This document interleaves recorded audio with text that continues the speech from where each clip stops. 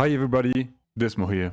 Legacy of Phrecia event can be particularly hard to make money because if you don't have the proper investment for your idols, you have absolutely no chance to be competitive while mapping. This is why I started to think about a way to bypass the farming meta.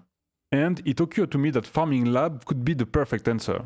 With many tanky builds available for little amount of money, like Ancestral Commander General Cry, Uber lab can be farmed easily. Now we need to see if it can be profitable. And oh boy, I was not expecting anything like that. Here's the spreadsheet of my income. As you can see, I made quite a lot of money in just 60 runs, which is kind of crazy considering that it took on average 4 minutes to run the lab. I'll put a full run at the end of the video with the timer.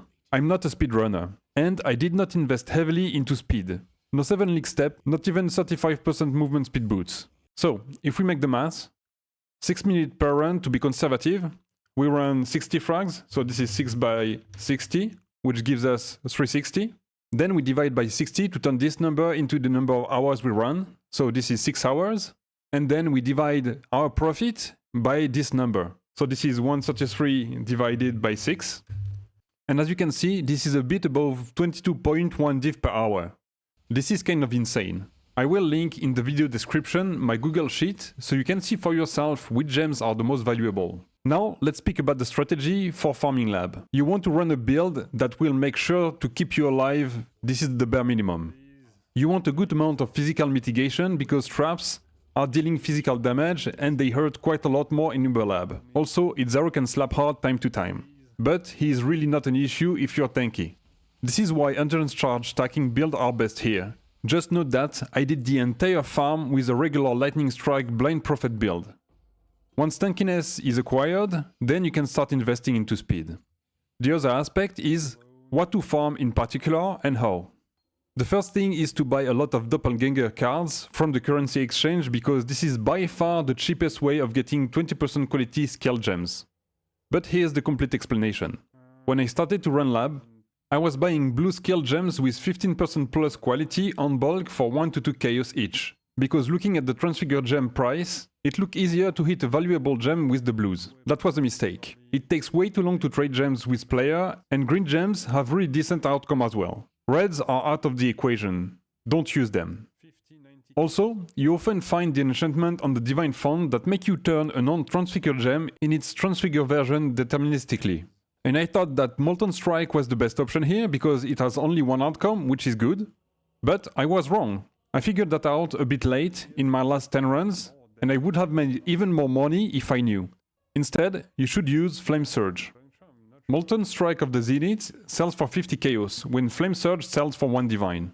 Another thing is that you need to have a few support with that quality to sacrifice because once every 4 run, on average, you get the enchantment to turn a support into an exceptional support, meaning Empower, Enlighten or Enhance. I got 7 Empower, 1 Enhance and 5 Enlighten that way. Last thing that you should know is that the Divine Font can very rarely give you the enchantment that turns a regular support gem in its Awakened version. With Awakened Multistrike going for 200 divines at the moment, and it will probably hit 300 divines by the end of the event, this is incredibly rewarding. It's very rare and I didn't see that enchantment a single time. One last thing that I want to mention is that the lab layout is changing every day. If the layout is bad, it may divide your income by 2 in the worst case, even get you to die when there is very annoying traps. If the layout is bad, there's nothing wrong waiting for the next day to get a better layout. And this is pretty much everything there is to know about this farming strategy. If you have any question about it, let me know in the comments. If you see the Awakened support engine, definitely leave a comment as well. If this was useful, please like and subscribe, and until my next video, take care of yourself and bye! And start.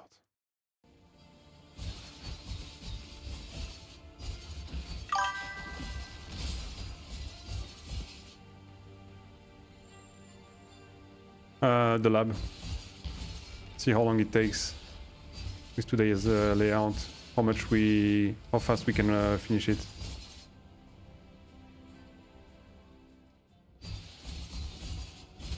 What are we speedrunning today?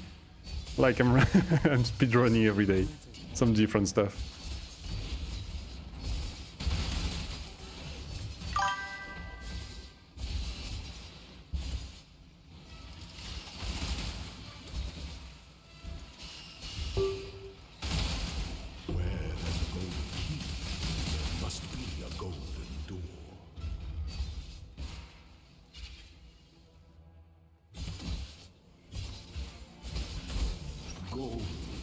is the most liberating of metal. It's fine. This is just Mage Blood with a Quicksilver Flask. Nothing crazy. Do we swap for damage?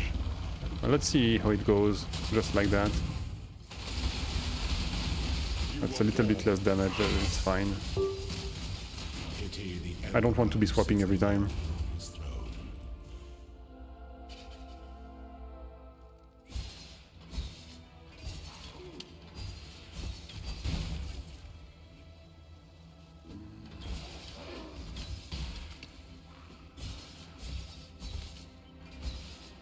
As my driver instructor used to say, control your speed.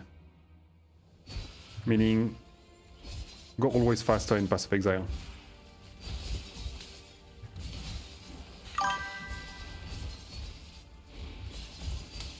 There we go.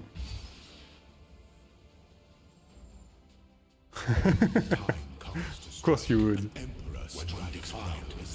And I would take your 5 mirrors for it.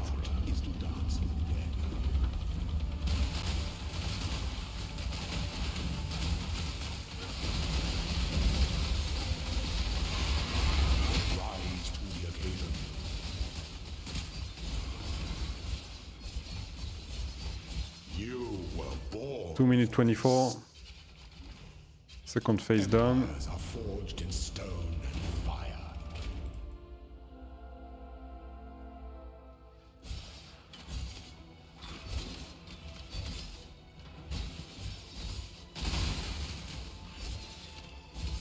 Let's just pray we don't have the bad traps at the end. Very good.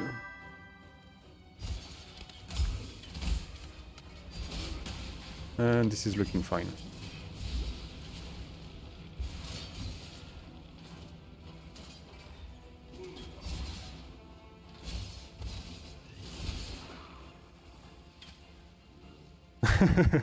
Right.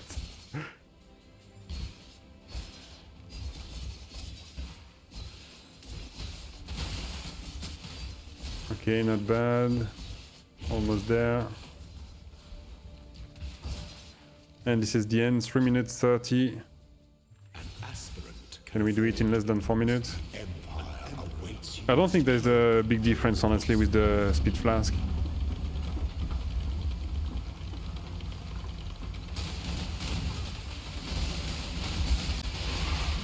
There we go. 3 minutes 47 seconds. That's not bad.